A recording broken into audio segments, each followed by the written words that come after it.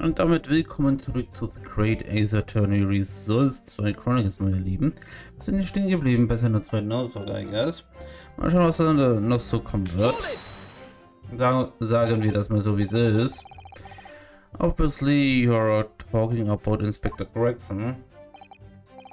I thought at the time I didn't know the man's name, and there was no time for introductions. I evolved my life over manners.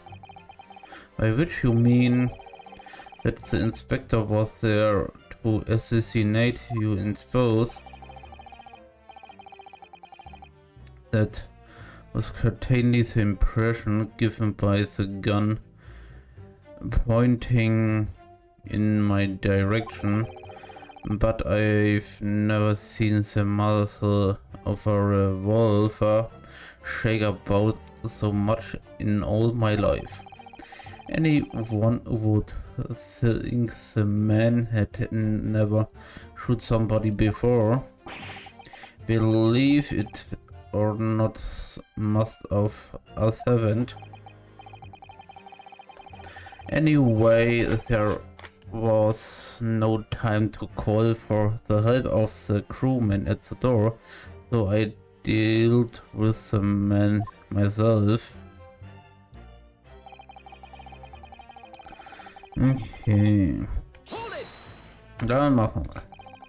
Even though the man had a gun, that was a very brave move, wasn't it? Ich weiß nicht, was jetzt darüber wieder zu sagen gedacht, aber wahrscheinlich findet er es sehr sympathisch, muss man fairerweise sagen. My Ippon says is faster than a bullet. I can assure. Das ist bestimmt wieder so ein japanisches Sprichwort, wo ich überhaupt nicht nennenswerterweise verstehe, muss man mal fairerweise sagen. But surely all that communication caused the crewman to come in, didn't it?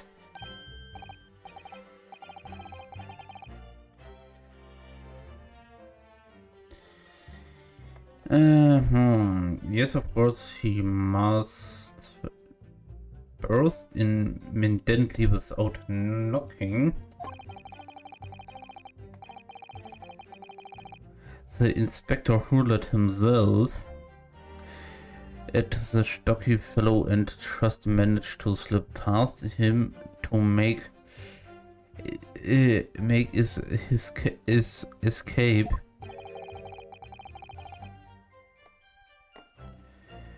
The outstanding guard does it again.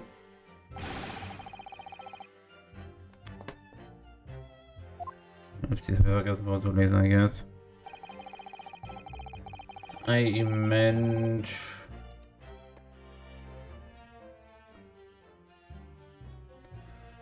his watch broke when I throwed him over. Das hatte ich ja schon.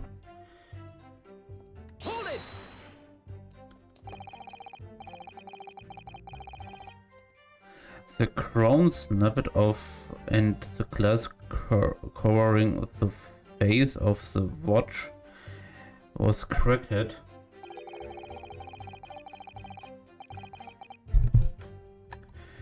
Preferable to the man's head being bullet off for his spin cracking, would you say?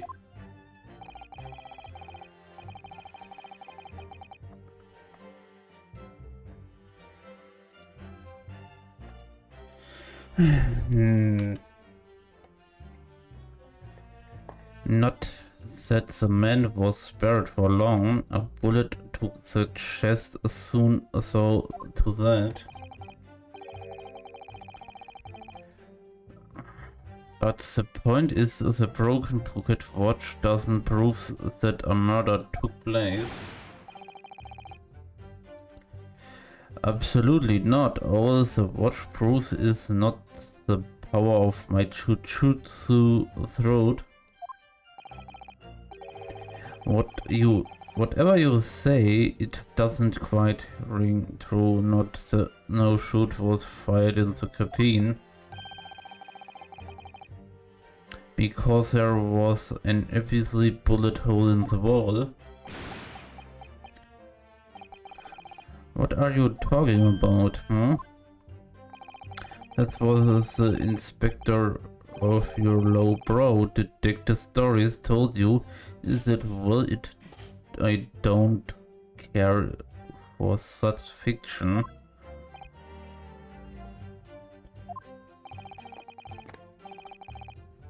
How haven't you worked it out yet, you little stripling? Not murder took place in my cabin.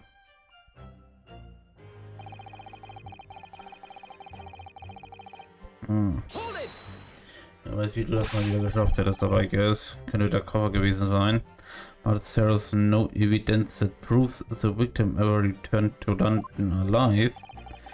Just take a moment to think that idea of yours throat nose stripling. What?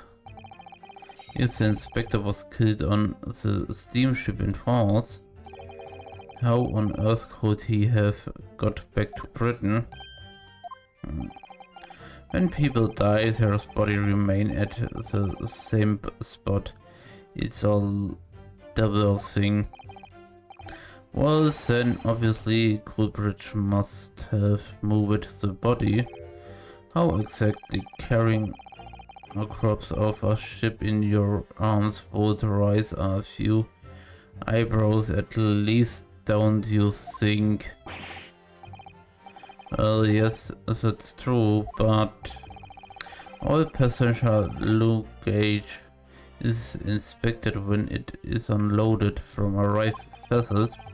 I would like to think the border police would query the corpse of an English gentleman,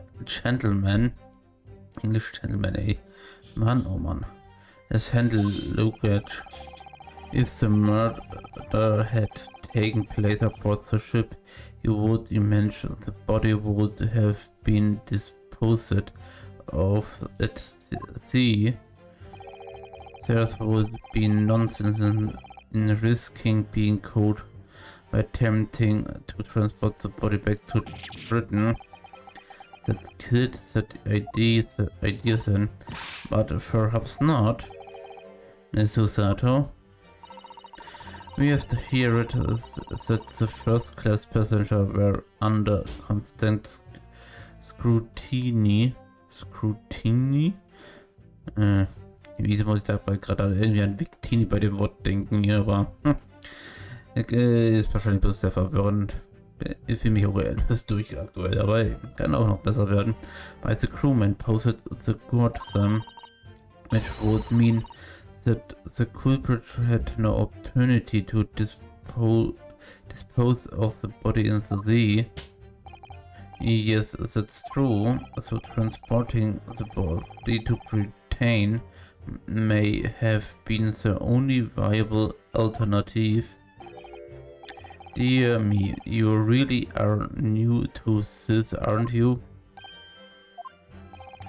I thought I'd been perfectly clear, but it seems I'm going to have to explain it in words you can understand. I think I ought to alter my testimony with your consent. Of course, my lord. I have no objection. State your amended testimony now. As there's no possible way to could have transport the victim corpse to Britain. Und mal fairerweise mal dann auch schon die.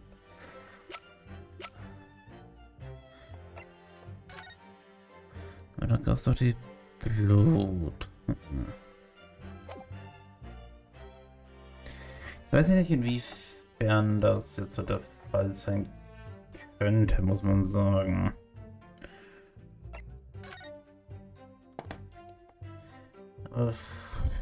Weil ich muss ja fairerweise anhand die. Ich muss ja eine Möglichkeit geben, weil hier ist ja Blut. Und dadurch, dass man.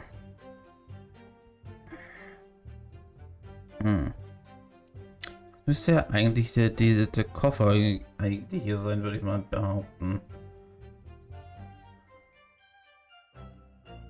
Das hieße ja, bloß weil ich halt darüber nachgedacht habe, muss man sagen.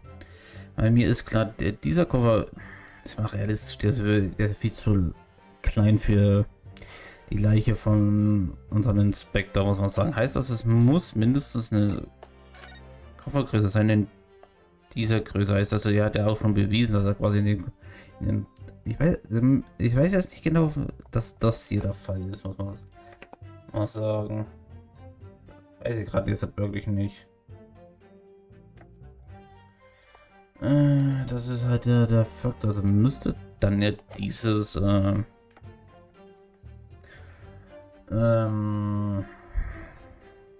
Foto der eigentliche Beweis sein für diese Aussage. Also zumindest nach meiner Theorie hier jetzt. There's no possible way you could have moved Inspector Corrections body, you say. Ich muss aber gerade austrinken. I would say the opposite is true. And what's the supposed to mean? Far from being impossible for you to do. The transporting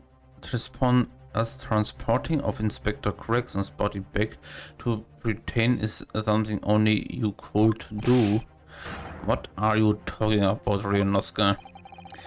As well as being a judge, Mr. Jigoku is the Japan's Minister of Foreign Affairs, which means he's exempt from having legal search when he enters the country. Scheint wirklich richtig zu sein, I guess. Muss man sagen, We learned that when we first meet, you open your arrival in London.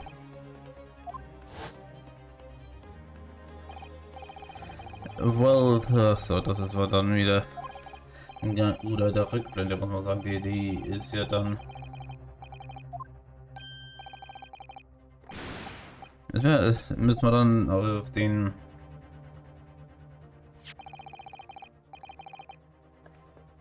I promise your request is Judge Jigoku.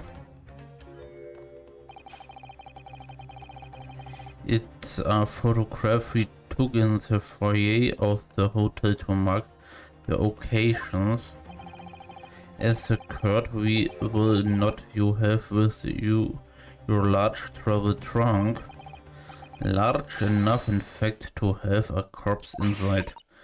Naruhodo, surely you're not suggesting? I'm afraid I'm yes. There was 3 days ago when we were chatting innocently with the new arrivals from Japan in the hotel. The body of Inspector Gregson was just meters away from us, inside Jigoku's trunk.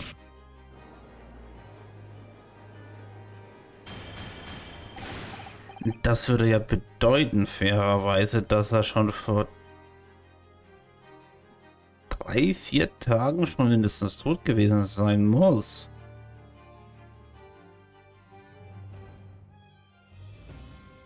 Who the fuck the shit? Man rechnet er da auch fairerweise damit nicht, weil man nichts riecht, I guess. Weil er nicht mal da genau die Verwesung anfängt zu wirken bei einem Körper, muss man so gestehen.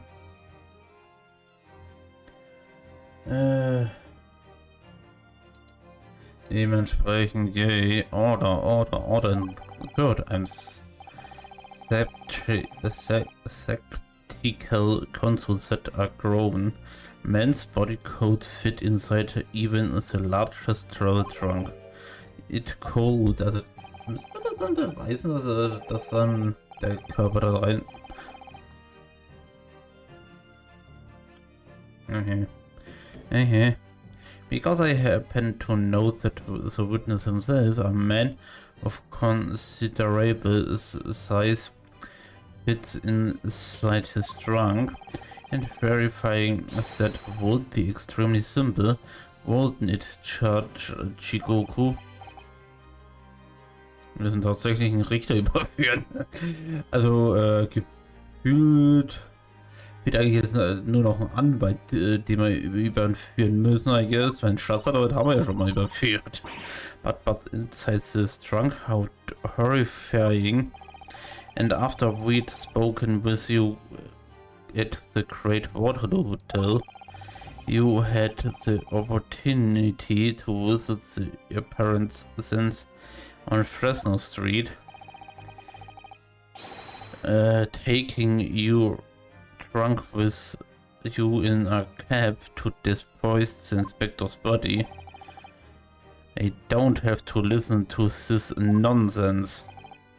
Dr. Gory's Corona. Wenn ich mal das Wort lese, muss ich automatisch an Corona denken, ey. Oh boy. Tut mir leid für alle Engländer, für alle englischsprachigen Menschen auf dieser Welt, die das dann verwenden, weil. Tut mir leid.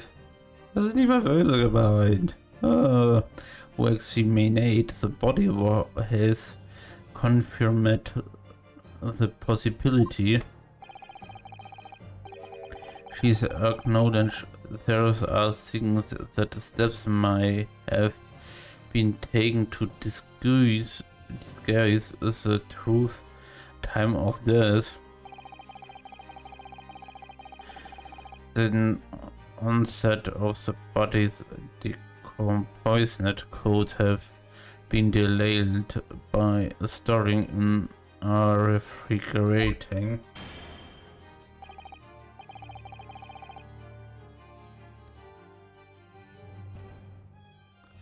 Also, I remember explaining yesterday, refrigerators of the required size are few and are far between. Yes, I'm sure they are, but one place there's currently found is on large ocean liners. Such ships are equipped with electrical refrigerated cold rooms to keep food fresh on their long sea voyage, and the SS cruise is no exceptions. Professor Mikotopa told me about it only yesterday by Judge Jigoku.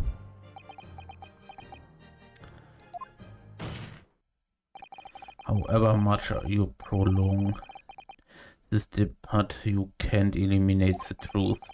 All the evidence points to you being the killer.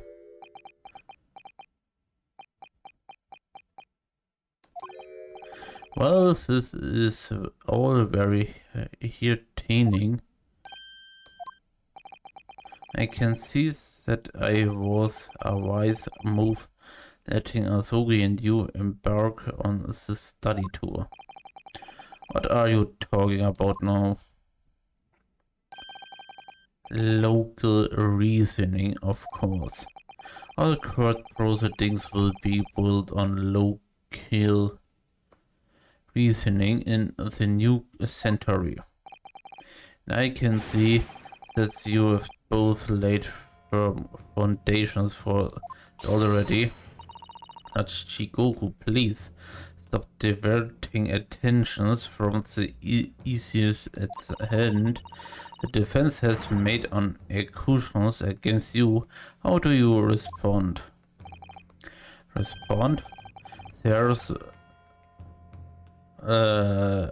There's really no need for me to respond. Why ever not? Because before you can even begin to answer the question of when the victim was killed, you must first establish one key fact. Where was the victim killed? It's quite low-key. There's actual sense of the crime. The prosecution stance is unaltered. The killing took place on Fresno Street when the gunshot was heard. As the accused Baroque von 6 shot the victim at point-blank range. Since no tangible evidence existed to disprove the prosecution's claim at this time, the defense deductions amount to little more than an elaborate fairy tale. I'm afraid that's how the local reasons the British are known for really works young stripling. The victim was shot in that little room on Fresno Street and died instantly. I'm afraid it's the prosecution's claim that's the only fairy tale here. How can you say that? Quite simple. Because that claim directly contradicts a certain piece of evidence in our possession. A very tantalizing counsel. I think you had better explain yourself to the court, don't you? The prosecution claims that Inspector Corrections died instantly when he was shot at the sense on Fresno Street.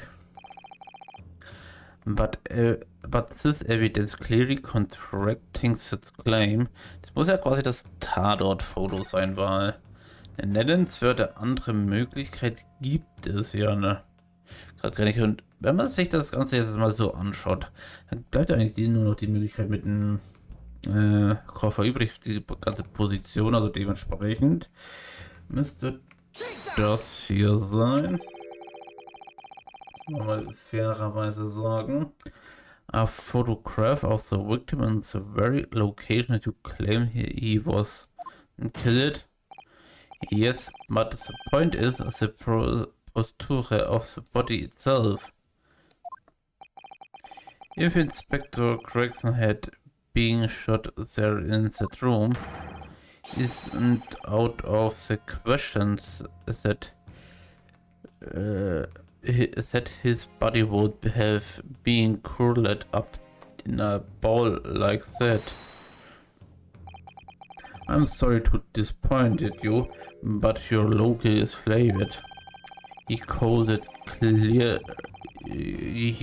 easily have adopted the fetal position to that point.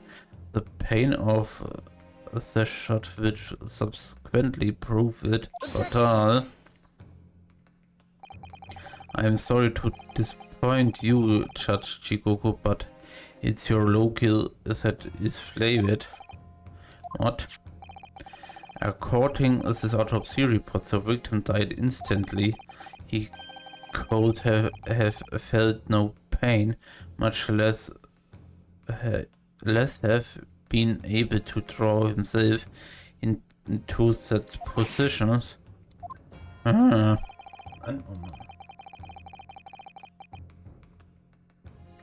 Which begs the question of why the victim's body is curly up that way. Though the answer should be evidently clear now. You are suggesting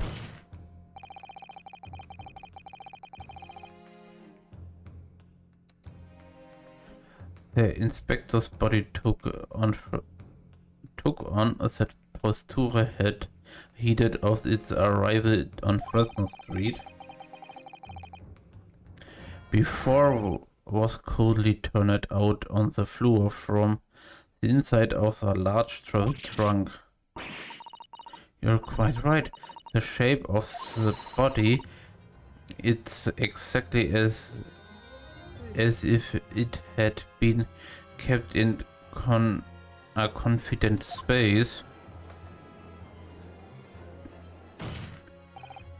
touch Jigoku. Present your trunk for examinations. I believe it's very possible that it would contain traces of the victim's blood. Was hast du denn, mein Lieber? Das kann doch nicht dein Ernst sein, oder? Oh boy. Present my trunk, I refuse. What? On what grounds? Ja, ich würde mal behaupten, diese Gründe wird er uns erst im nächsten Part verraten, auf die ich sehr gespannt bin, muss man mal sagen. Also, macht es bis dahin gut und auf Wiedersehen, meine Lieben.